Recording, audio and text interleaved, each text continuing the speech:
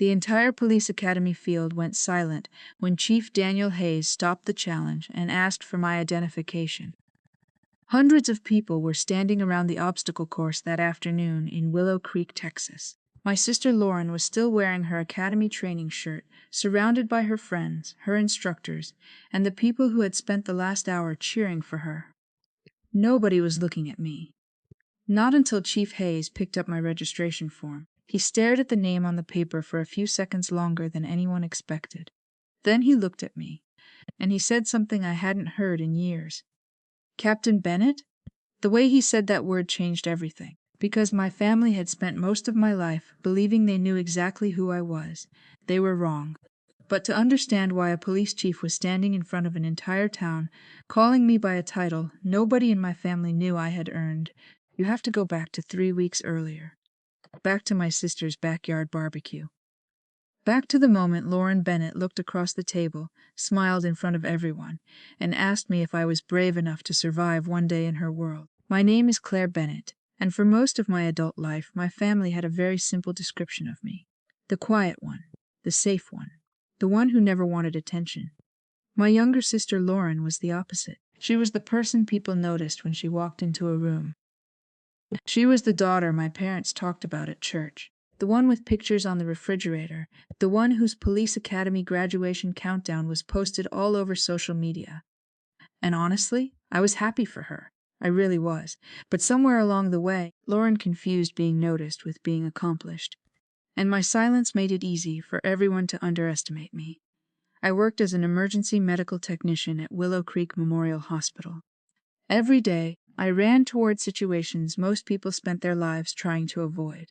Car crashes, medical emergencies, accidents in places where everyone else was too afraid to step forward.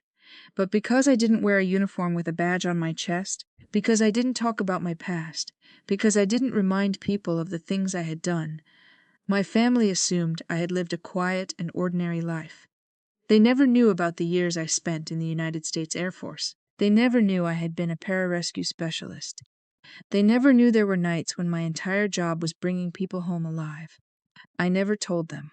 Not because I was ashamed, because I learned a long time ago that people who have already decided who you are rarely listen when you try to explain. And I was tired of trying. At Lauren's birthday barbecue, she was telling everyone about the upcoming Blue Line Challenge, a charity event connected to the police academy. She talked about endurance, discipline, mental toughness. Everyone listened. Then she looked at me.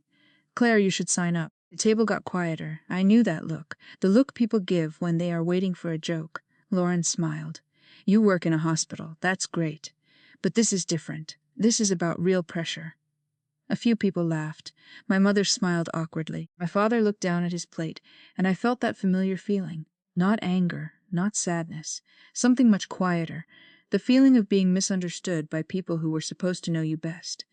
Lauren leaned back. Come on, unless you're scared. That sentence stayed there between us. Everyone expected me to defend myself, to explain, to tell them everything. But I didn't. I just smiled and said, sure, send me the details. What nobody at that table knew was that Lauren had just challenged someone who had spent years running toward danger while other people ran away. She thought she was inviting her quiet older sister to a fitness competition. She didn't know she was inviting a person who had already survived things far harder than any obstacle course. 3 days later, I opened my old storage box, the one I hadn't touched in years.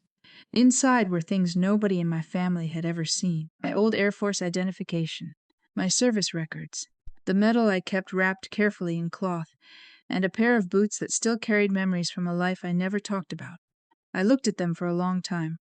Then I closed the box, because this wasn't about proving Lauren wrong. It wasn't about embarrassing her in front of the town. It was about something much simpler. For years, I had allowed people to see only the version of me they were comfortable with. And maybe it was time they finally met the person I had always been. The first thing I did after signing up for the Blue Line Challenge was something Lauren never expected. I didn't tell anyone. No announcement, no social media post, no dramatic speech about proving people wrong. I simply woke up the next morning at 4:15 a.m., tied my old running shoes, and stepped outside into the cold Texas morning air. It was strange how familiar it felt. The quiet streets, the sound of my own breathing, the feeling of pushing my body before the rest of the world was awake. Because the truth was, I hadn't forgotten how to train. I had just stopped needing anyone to know that I could. For years, I had built a completely different life after leaving the Air Force. I traded combat gear for hospital scrubs. I traded military briefings for emergency room calls. I became the person families thanked after the worst day of their lives, and I loved that work. But sometimes, when I was standing in the hospital parking lot after a long shift, watching the sunrise over Willow Creek, I wondered if a part of me had been left behind. Not because I missed danger. I didn't. But because I missed the feeling of being surrounded by people who understood exactly what discipline meant. Nobody in my hometown knew that version of me. To them, I was just Claire, the woman who brought casseroles to family gatherings, the sister who listened more than she talked, the person who never fought for attention. And maybe that was my mistake. I had spent so many years respecting other people's comfort that I forgot they were only seeing a small piece of who I was. So I trained, quietly. Every morning before work, I ran 3 miles. After my hospital shifts, I practiced obstacle movements in my backyard. I studied the course layout online and recognized the design immediately. Walls, ropes, mud crawls, carry drills. It wasn't exactly the same as military training, but the principles were familiar. Stay calm. Control your breathing. Don't waste energy trying to impress people. A few days later, Lauren found out I was actually preparing.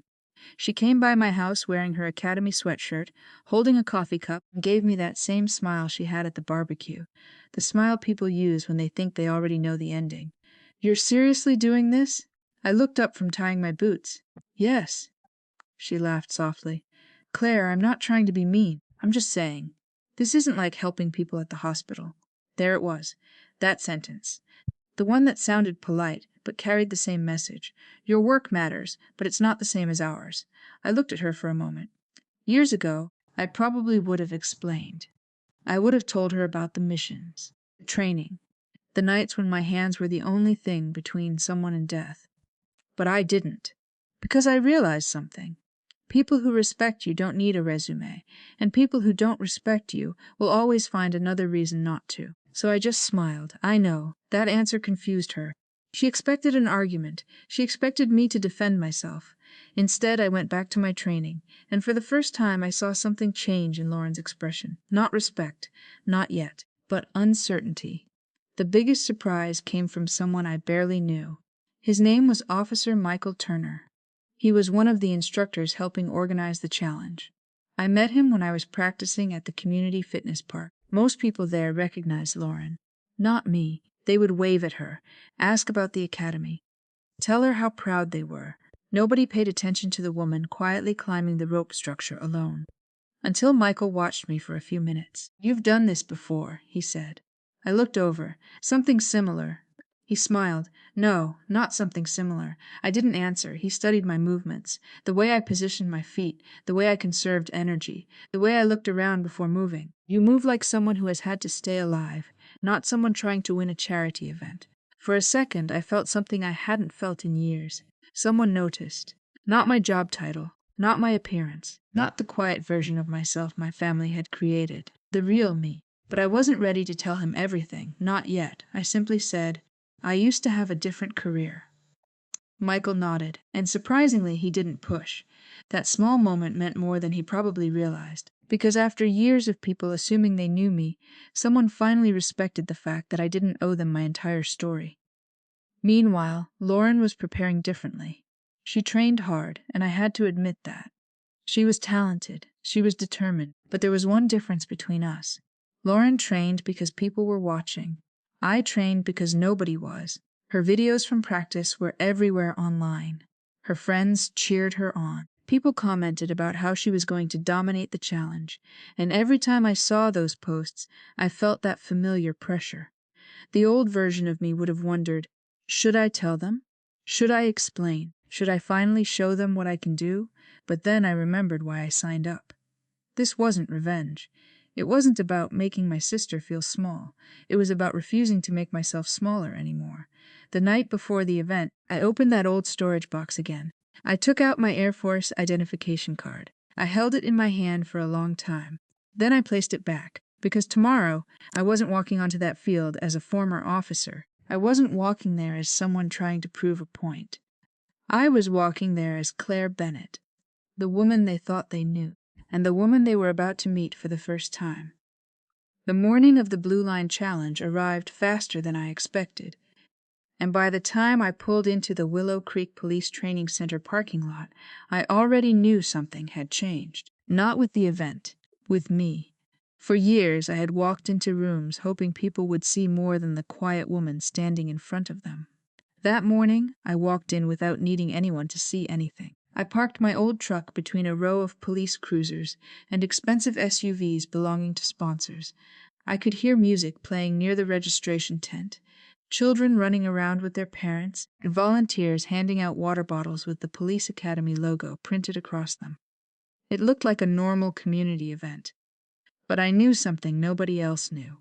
This wasn't just a charity obstacle course. It was the place where the story my family had written about me was finally going to collide with the truth.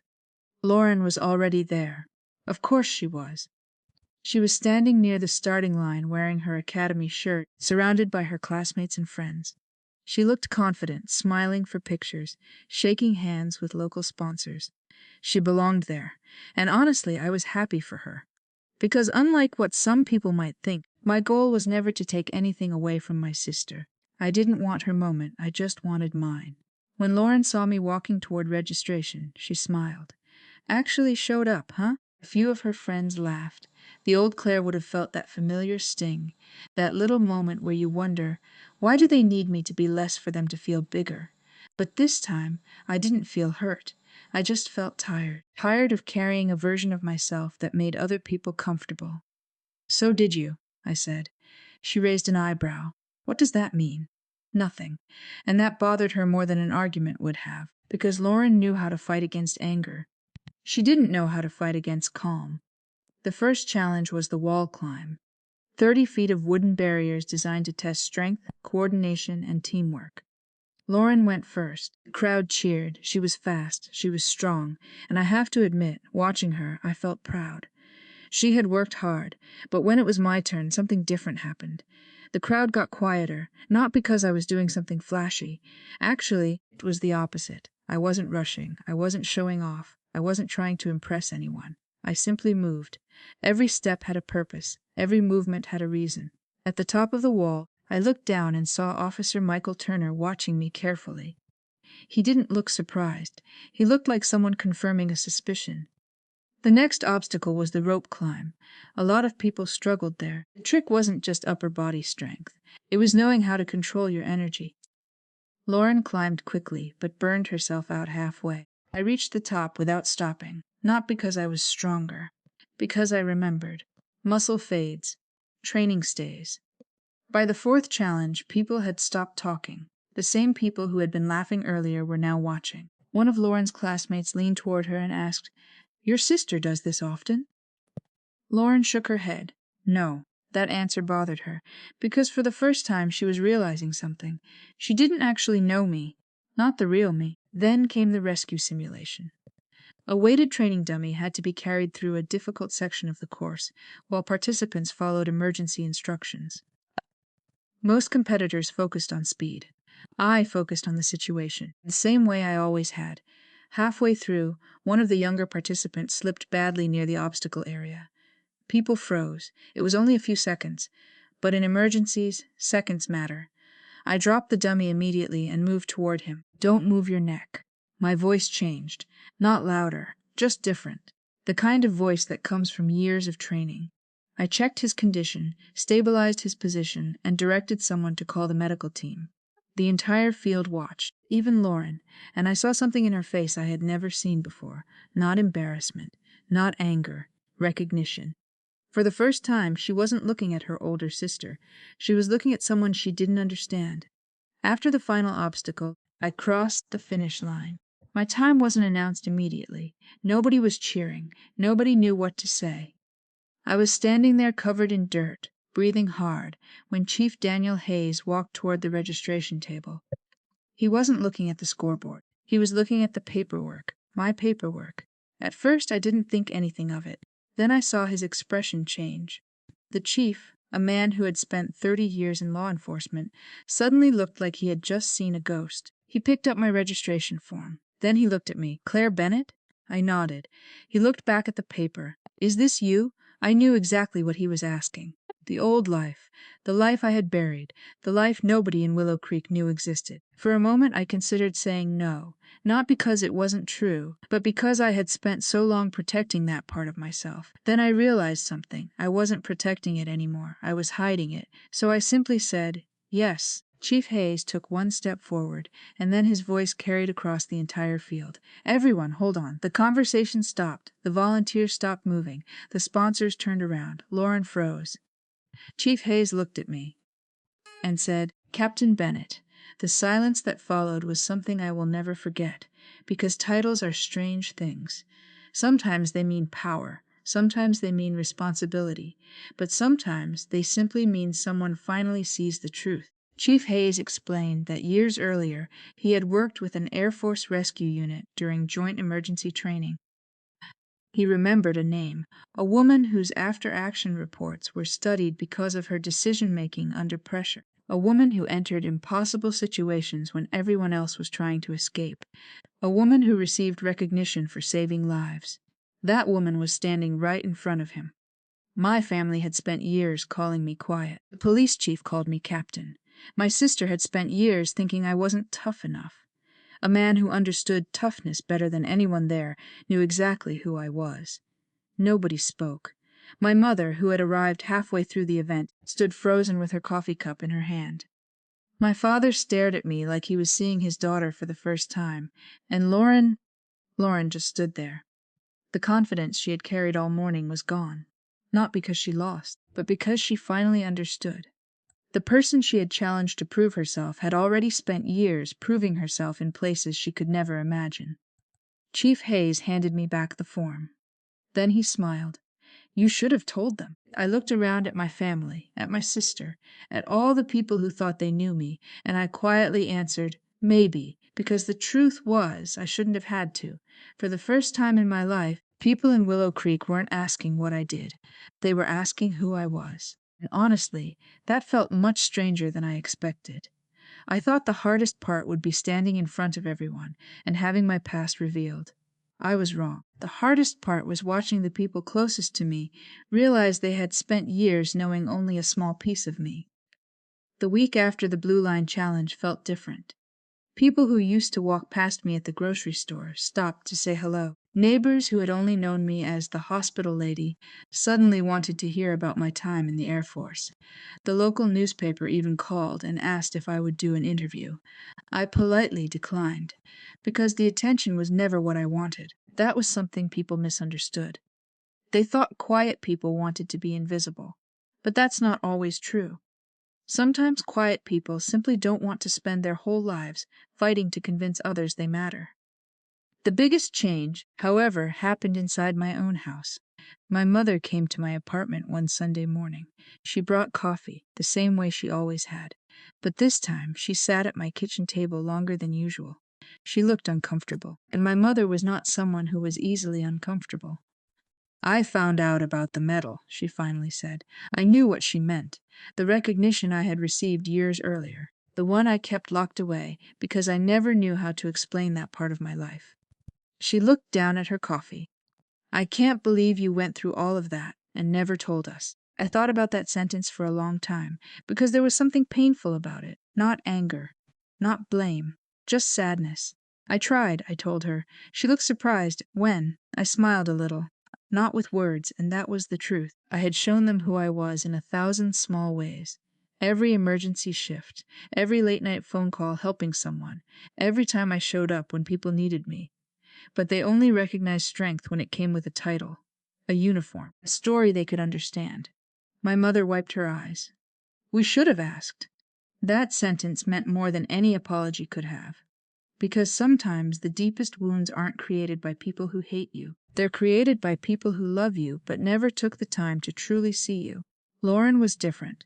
For a few weeks, she avoided talking about the challenge, and honestly, I understood why. It wasn't easy realizing that the person you underestimated had been quietly carrying experiences you couldn't imagine. One evening, she came to my door. No audience, no friends, no confidence she could hide behind, just my younger sister. I owe you an apology. I let her speak. Because I had spent years listening to her opinions about me, now she needed to hear herself. I thought because you didn't talk about things, they didn't happen, she said. She looked away. I thought I was the strong one. That was probably the most honest thing Lauren had ever admitted to me. I nodded. You were strong. She looked confused. But you thought strength meant being seen. The room went quiet, because we both knew it was true. Lauren wasn't a bad person. She was just someone who had confused attention with achievement. And sometimes people have to lose the image they created of themselves before they can become better. A month after the challenge, Chief Hayes contacted me with an unexpected offer. The police academy wanted me to help create a community emergency response program. Not because of my military background alone, because of how I handled pressure. He told me something I never forgot. Anyone can look brave when people are watching. The real test is who you become when nobody knows. That sentence stayed with me, because that was my entire life. Doing the work when nobody was watching, helping people without expecting applause, showing up without needing recognition. For years, I thought being underestimated was something I had to overcome. But maybe I was looking at it the wrong way. Maybe the real victory wasn't proving everyone wrong. Maybe the real victory was finally refusing to let their misunderstanding define me. And for the first time in a long time, I wasn't trying to be noticed. I was simply living as the person I had always been. A year after the Blue Line Challenge, I went back to the same training field where everything changed. But this time, I wasn't there to compete. I wasn't there to prove anything. I was there to teach. The Willow Creek Community Emergency Response Program had grown bigger than anyone expected. What started as a small idea became a place where teenagers, first responders, and ordinary people from the town learned something simple. You don't have to wear a uniform to be someone who saves lives. Every Saturday morning, I watched people from completely different backgrounds train together. High school students, retired firefighters, parents who wanted to be prepared for emergencies. People who once believed courage belonged only to certain kinds of people. And every time I stood there watching them, I thought about the younger version of myself. The woman who sat quietly at family dinners. The woman who let people misunderstand her because explaining herself felt exhausting. The woman who believed that being humble meant staying invisible. I used to think my biggest challenge was proving people wrong. But I learned something much more important. The hardest battle isn't convincing other people of your value. The hardest battle is refusing to let their opinion become your own. Lauren changed too. Not overnight. Real change rarely happens like that. It happens slowly. She started asking questions instead of making assumptions. She started listening. And sometimes, when new recruits at the academy struggled, she would tell them about her sister. Not as a way to make herself look better, but as a reminder. Don't judge someone because you only know one chapter of their story. Those words coming from Lauren meant more than any apology, because I knew how hard it was for her to admit she was wrong.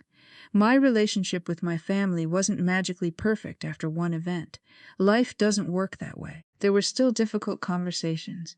There were still things we had to rebuild. But something important changed.